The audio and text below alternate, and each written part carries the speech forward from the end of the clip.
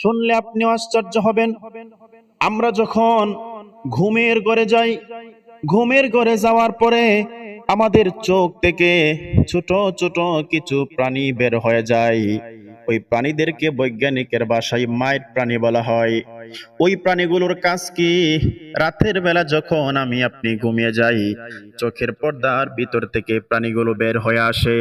বের হয়ে আসার পরে ওই প্রাণীগুলো আপনার আমার চোখের ময়লাগুলো খেয়ে ফেলে, আপনার আমার পুরাতন পুরাতন চামড়াগুলো খেয়ে ফেলে। এই জন্য আল্লাহ বলে, তোমরা আমার কোন কোন নিয়ামত অস্বীকার করবা? আমরা তো এই প্রাণীগুলোকে দেখি না। রাত্র যখন নিশি হয়ে যায়, গভীর হয়ে যায়, আমরা যখন ঘুমের ঘরে চলে যাই, তখন এই প্রাণীগুলো বের হয়ে যায়। এই ছোট ছোট প্রাণীগুলো আমাদের চোখের যত পুরা পুরা চামড়া আছে, পুরাতন পুরাতন চামড়া আছে, এই চামড়াগুলো তারা খেয়ে ফেলে।